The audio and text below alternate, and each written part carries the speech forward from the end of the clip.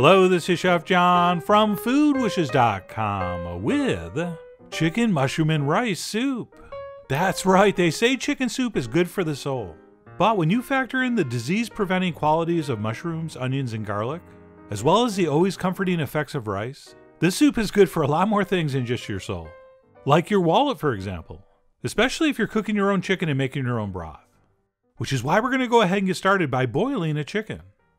So into a large soup pot, I'm going to place one whole chicken, along with some mirepoix, which is just a fancy culinary term for celery, carrots, and onions.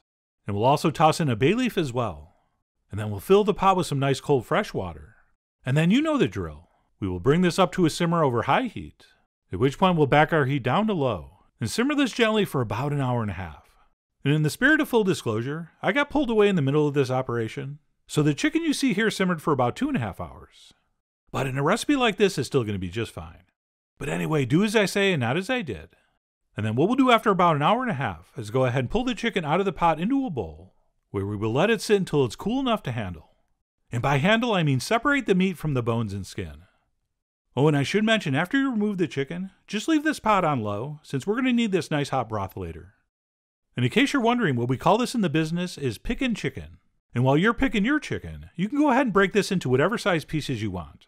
Right, I like to leave them fairly large, although generally speaking I think it's a good idea that most of the pieces will fit on a spoon. And once we've completed this step, we will have a bowl of chicken meat that we'll add to our soup later, as well as a bowl of skin, bones, and pieces that were just too small to deal with. And what we'll do is reserve that chicken meat in the fridge until we need it. And of course we won't discard those scraps. We can go ahead and just add those back into our broth in the soup pot, which we will keep on low heat, since we're going to need that shortly. And that's it. Now that we have chicken meat and chicken broth, we can move on to the mushrooms, which we're going to saute in a clean pot, into which we melted a half a stick of butter on medium-high heat. And just as soon as that butter turns golden brown, but before it burns, we will toss in our mushrooms, which as you can see I've thickly sliced. And then as is customary, we will also add some salt. And we will cook these stirring occasionally until they brown up nicely. And as you well know, when we saute mushrooms, they start out dry, but then they get wet, sometimes very wet, which is the heat and the salt pulling moisture out of the mushroom. But if we just keep sauteing, those will eventually dry out, and the mushrooms will start sizzling in that butter, which never evaporates, by the way. And if everything goes according to plan, a few minutes later they should look like this. And yes, you could go a little longer and caramelize them even better, but to be honest, I was in a little bit of a hurry, and determined these to be good enough. And then once our mushrooms have been sauteed, we'll go ahead and add some garlic, as well as some diced onion, in my case red onion, but any onion will work. And we'll go ahead and give that a stir. And we'll saute our onions and garlic for about 2 to 3 minutes. Oh, and regarding the red onions, one thing I like to do is reserve a few tablespoons of those, and just cover those with a little bit of red wine vinegar, and then pop them in the fridge for a few hours, or even overnight. And what that vinegar is going to do besides giving the onions a quick pickling, it's also going to turn them an even more beautiful, more consistent color. And then we will use those to garnish the top of our soup later. And yes, technically this was a flashback. But anyway, we'll saute those onions and garlic for a few minutes before straining in some of our beautiful and freshly made chicken stock. Sorry, I mean chicken broth, which is generally what we call things that's made with bones and meat, whereas culinarily speaking, stock is just made with bones. Having said that, nobody cares. And I'm going to start with 4 cups at this point, but I'll definitely be adding some more later. And while we wait for that to come back to the simmer, we can go ahead and spice this up with some freshly ground black pepper, as well as a few shakes of cayenne. And then some fresh thyme sprigs, which I'm going to add in whole here, since thyme is by far the world's most annoying herb to pick. Alright, true story, if you start interning at a restaurant, I guarantee you one of your first jobs will be picking thyme leaves. So to avoid that unpleasant task, we'll add these whole, and as it cooks the leaves will fall off, and we can just pull those stems out later. So a little tip dedicated to the prep cooks of the world.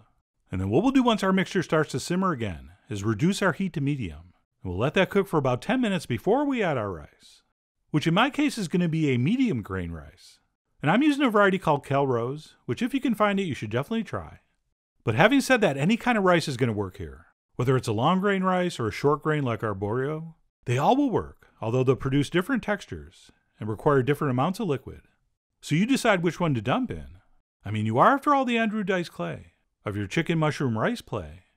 And regardless of which you're using, once we've stirred that in, we are going to let that cook for about 20 minutes before we evaluate it and then eventually add our chicken. And one thing we're looking for is if we have to add more liquid, which we almost always do. And as I stirred this, I could see how much liquid the rice was absorbing, and I could tell I definitely needed a couple more cups, which I went ahead and tossed in. Oh, and this would also be a great time to pull out those thyme stems, since by now those leaves should have fallen off. And that's it. Once we've thinned our soup out a little bit, as well as destemmed it, we will go ahead and stir in our cooked chicken meat. And then all we have to do to finish this is simply let it cook for about 10 or 15 more minutes, or until our chicken is thoroughly heated through and has had time to absorb all these beautiful flavors, as well as our rice is fully cooked and then some. Okay, personally I want some nice fat swelled up soft rice. Right, this isn't the kind of recipe where we're trying to nail a perfect doneness on the rice. In fact, if that's what you're after, you should just cook your rice separately in some of the broth, and then just put that in a bowl and ladle your soup over the top. But I'm not into that. I want a big old pot of soft, tender, comforting goodness. So I continued to cook mine until I was happy with how it looked and felt. At which point we must give it a taste, since it always needs more salt. And of course, besides checking the taste, you're also checking the doneness of your rice. And for whatever reason, if you wanted a thinner soup, you could just use half the amount of rice. Or if you get to this stage and change your mind, just add more broth in. Alright, that is just you cooking. And there are only two ways to do something like this. Your way and the wrong way. So please adjust this until your heart's content. At which point we can go ahead and ladle that up into a warm bowl. Okay, only a psychopath serves hot soup in a cold bowl. And then as far as our finishing touches go, I'm going to do a big old spoon of sour cream. Which, by the way, is why I didn't add any acidic ingredients into my soup, since this is going to provide the acidity to balance the other flavors. And then I also did a pinch of fresh thyme leaves, as well as my quick pickled diced red onions, which as you can see are now the most beautiful color of, I don't know, is that maroon? Magenta? Scarlet? I'm not sure, but I do know it's prettier than raw red onions. And that's it, our chicken, mushroom, and rice soup is ready to enjoy. And I love pretty much any variation of chicken and rice soup, but I really love this one, because it's almost like we're doing two different kinds of meat here. Right, we have our chunks of chicken, of course, but then we also have those beautifully meaty nuggets of mushroom. So that really does make for a great 1-2 punch of savoriness. And not only do I think the flavors are balanced beautifully by that sour cream and pickled onion, we also get a nice textural contrast as well. So to summarize, I love this soup.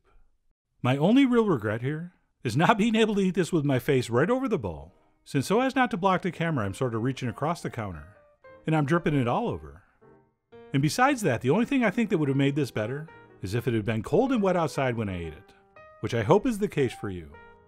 And now that I've basically wished bad weather upon you, I'll just finish up by saying, I really do hope you give this a try soon. So please follow the links below for the ingredient amounts, a printable written recipe, and much more info as usual. And as always, enjoy.